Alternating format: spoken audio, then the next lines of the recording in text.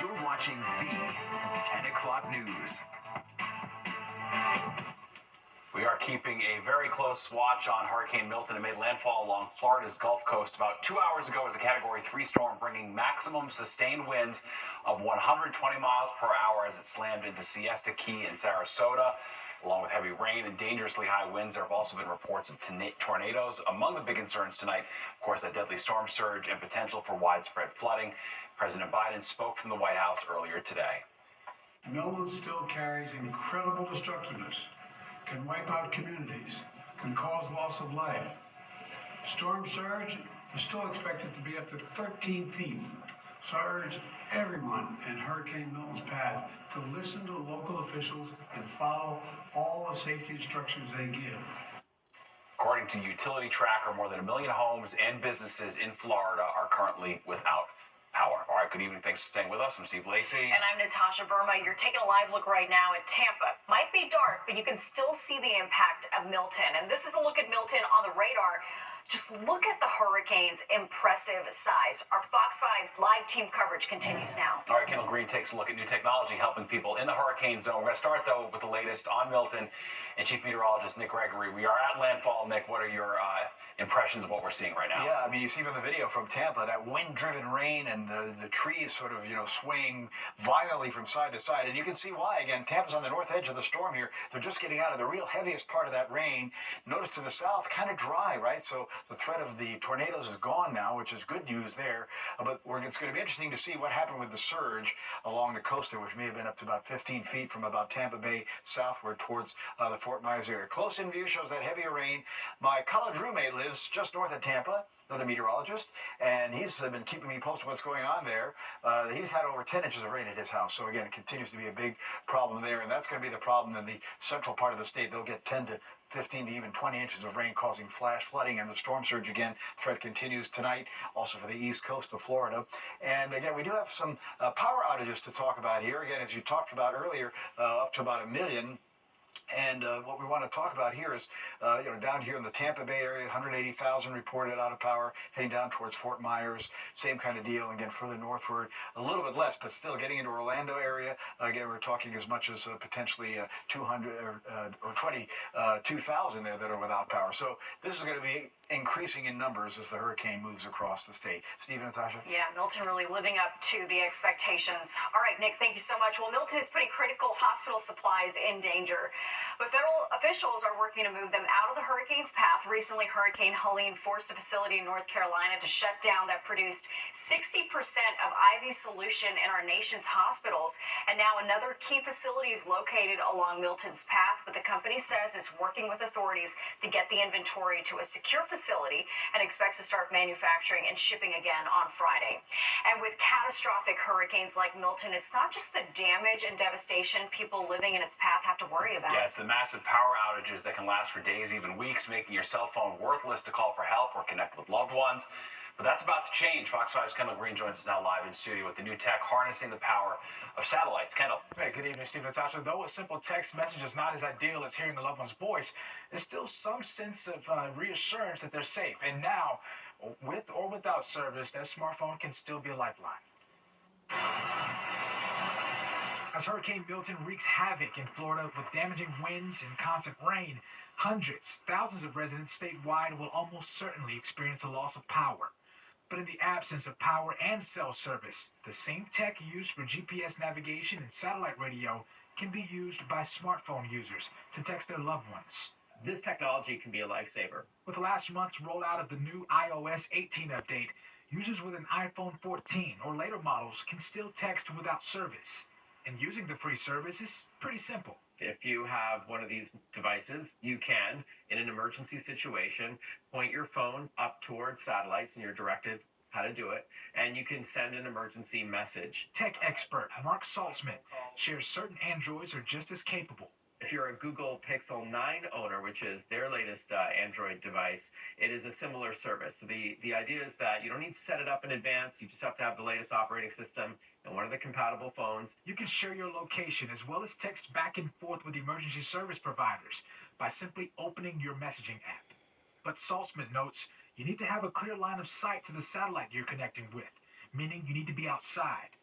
and tall trees or buildings may hamper that connection. So, whether you're going through the storm yourself or have worries about loved ones you haven't heard from, the use of satellite texting can offer a small sense of relief. It's useful for people who want to let their friends and family know everything's fine. Here's where I am. Oh, you haven't heard from me for a while, or I'm not showing up on Find My Friends or something like that. Well, this is where I am. Now, that expert shares 3 ways you can leverage your smartphone in the wake of a natural disaster. 1, make sure you have a waterproof protection for your device, even if it's something as simple as a Ziploc bag. And 2, have a good backup power source. A $20 power bank can do the job. And lastly, be sure you have a corresponding cable for your phone to keep it charged up, Steve. Yeah, good tips. All right. Thanks, Kendall. If you want help, and you would like to help, rather, I should say, you can join Fox's support of recovery efforts following Hurricanes Helene and Milton. Your donation enables the Red Cross to respond to and help people recover from this disaster. Visit redcross.org/FoxForward to support these efforts, or you can scan the QR code on your screen. And this is such a massive storm. Let's take another look at Hurricane Milton on the radar. Nick is tracking the latest on the storm's path. We're going to have another update in about 15 minutes. Well, the 2 candidates running to represent New York's 18th congressional district faced off in a debate tonight. Issues surrounding the economy dominated much of the debate, including how to make things more affordable by lowering taxes. When I was county executive, I'm proud we cut property taxes to the lowest level in 40 years. That's the same ethos that I brought to Congress. We have a big decision to make. Do we want to continue big tax breaks for billionaires and big corporations that we've had because of that Trump plan? Or are we going to finally make the ultra wealthy pay their fair share? I am fine with no tax on tip. In fact, I don't think that Social Security should be taxed. That is not an entitlement. Our seniors worked hard for that. They paid into it. They played the game. They played by the rules. That is their money. We have to lower the tax burden on our New Yorkers and our Americans if they're going to be. Democratic incumbent Pat Ryan is seeking a second term to represent the Hudson Valley in a district that includes Orange County and most of Dutchess and Ulster counties. Ryan is being challenged by Republican Allison Esposito, a former NYPD commanding officer. On the topic of the Middle East, both candidates said that they would not support sending additional troops to the region at the moment. On immigration, Ryan says he has been critical of the Biden administration's handling of the border crisis, but Esposito criticized Ryan's voting record, saying he failed to vote for tougher immigration laws.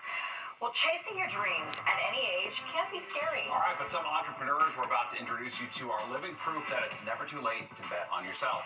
And it's not quite a miracle or magic, but music legend Barry Manilow is giving back to a local teacher and her students in a very big way.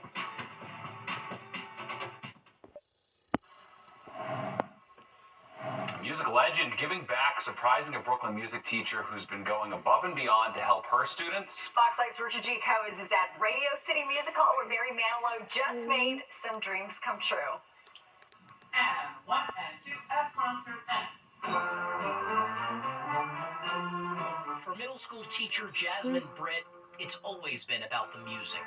I was definitely a kid that music really saved my life. I didn't always fit in. This 30-plus year educator teaches her love and passion for music to underserved middle school kids at IS 318 in Williamsburg, Brooklyn.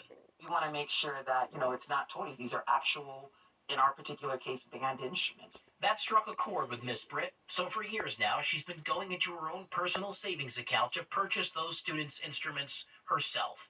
But tonight, Miss Britt is becoming a duet, getting some help from a music legend whose love of music also started in Brooklyn as a little kid.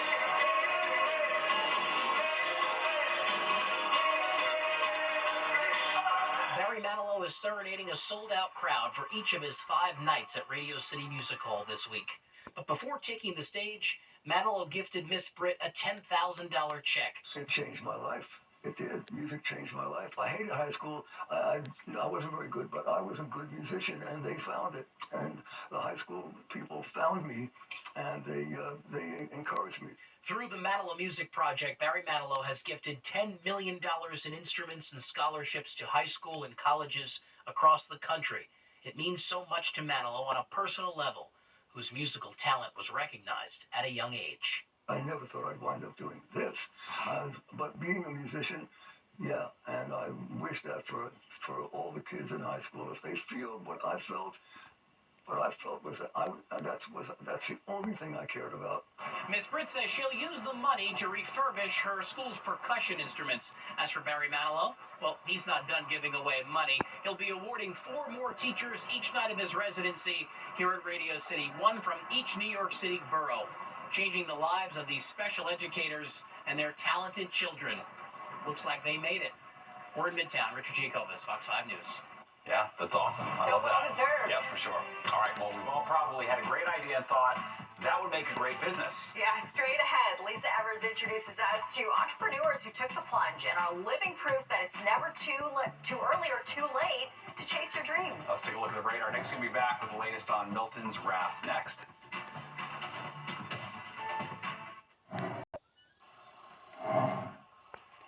When it comes to running a successful business, passion and hard work can be just as important as experience. All right, on this week's episode of Street Soldiers, Lisa Evers talks to a panel of experts who all agree the first step to success is believing in yourself. Real-life examples show us that people of all backgrounds and ages are becoming successful entrepreneurs. We see teens launching businesses on TikTok and adults getting started at a time when others are retiring. It's a challenging path, but one that has unique rewards and job satisfaction if you start with a bright foundation. Robert Dampu Cummins was a successful music executive when he started his first side business. It took off from there, first as a franchisee, then as a franchisor of his own brands like Brooklyn Chop House and Brooklyn Dumpling Shop. Still a fixture on the hip-hop music scene, he believes hip-hop's examples of ownership and innovation are inspiring many new entrepreneurs.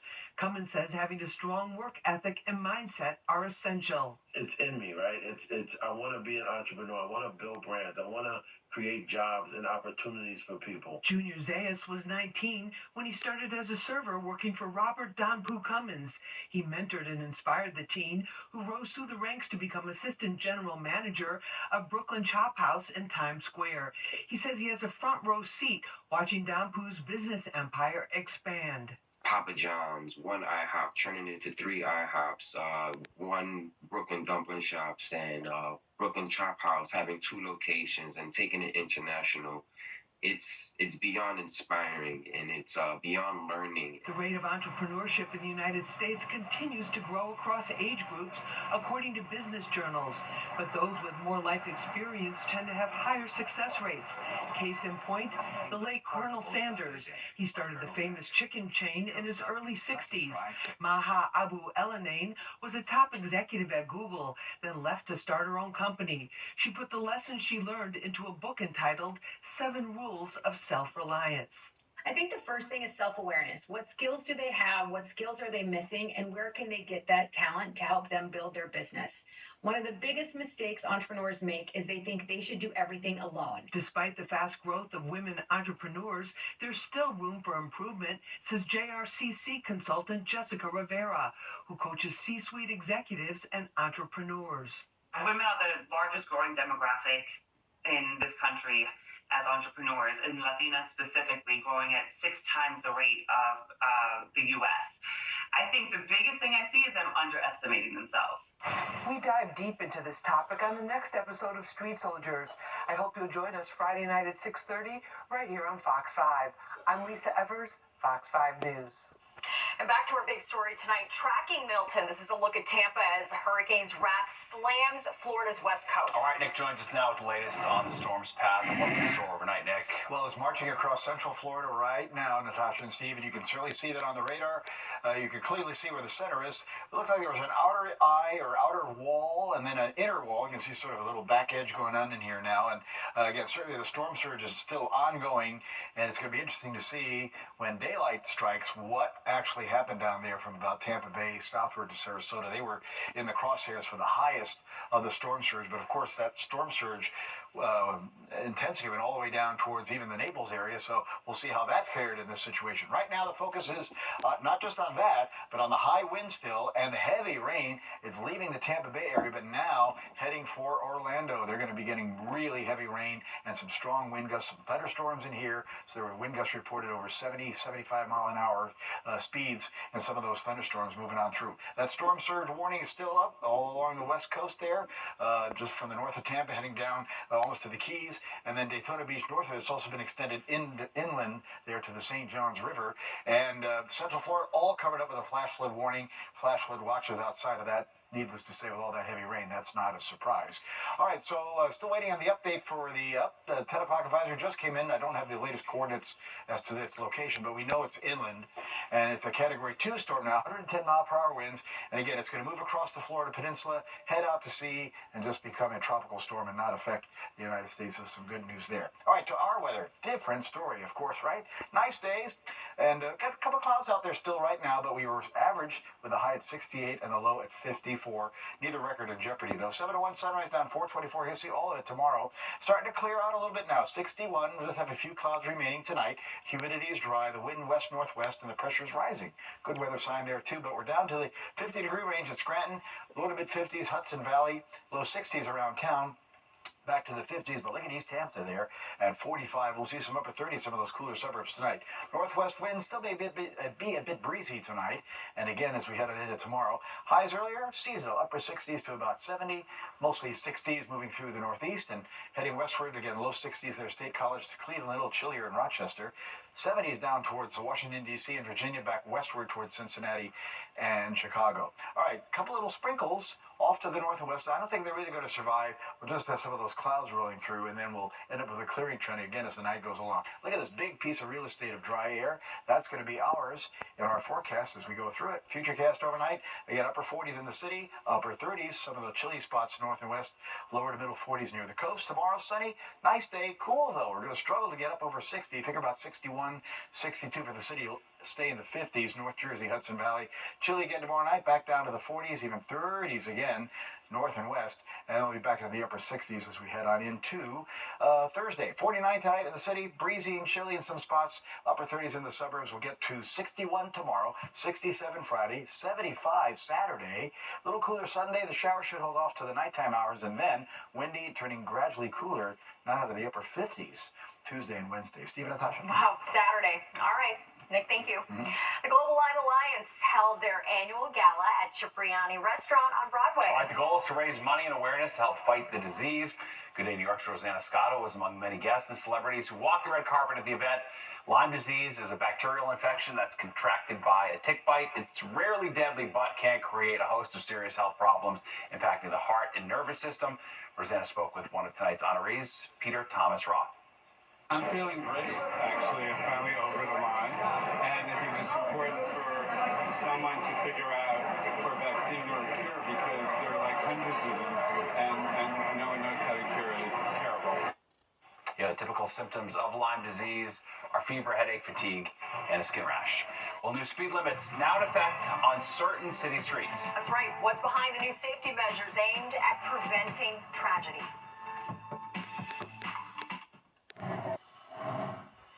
Well, certain streets in the city will have lower speed limits because of a law named for a 12-year-old boy killed by a speeding driver in Brooklyn. Sammy Cohen Eckstein was hit and killed near his home in Park Slope back in 2013. And earlier this year, a law was passed in his name. Sammy's law allows the city to reduce speed limits from 25 to 20 miles per hour on certain designated streets. Well, today, the intersection of Prospect Park West and 3rd Street, where Sammy was hit, became the first street in the city to get that lower speed limit. DOT says 250 locations across the city will have reduced speed limits by the end of the year, with a focus on areas around schools. The Tropicana Hotel on the Vegas Strip is no more. It went out with a bang early this morning. All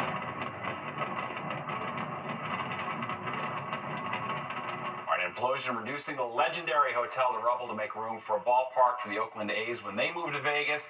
The Tropicana first opened its doors in 1957 and was the most expensive hotel ever built on the Vegas Strip at the time, costing $15 million. It was often frequented by the legendary Rat Pack and was the 3rd oldest casino on the Strip. $15 million back then was a lot of money. It's kind of wild, yeah. All right, we'll be right back. That's right. But first, here's a look at what to expect tomorrow morning on your commute. All right, let's get the latest now on Milton from Nick Gregory. Nick? Okay, Milton moving inland now. Again, latest stats put about 70 miles southwest of Orlando. That's where the heavy rain is headed now, leaving the Tampa Bay area, moving now towards central Florida. Again, the wet part of the storm, the north side, the dry part of the storm, the south side, but that's where the big storm surge was. And again, you can certainly see the center circulation has definitely made its way onto the western parts of Florida here, again, moving on to the east. Here's the latest stats. Again, right now, 70 miles west-southwest of Orlando. It's moving to the east-northeast. Pretty good clip there, 16 miles per hour. Max winds are down to 105. It will continue to weaken and, again, head out to sea. But still, problems will exist into tomorrow. Yeah, long night ahead. All right, thanks, Nick. And don't go anywhere. Good Night, New York with Crystal Young and Ryan Christopher is next at 11, and you do not want to miss it. All right, that does it for us tonight. If you missed any part of the 10 o'clock news, you can always catch an encore on our free streaming app. Oh, I almost made it off there. No more time to sneeze. That's a very Steve Lacy thing to do. Yeah, Just search Fox Local on your preferred streaming platform. Have a good night. We'll see you tomorrow.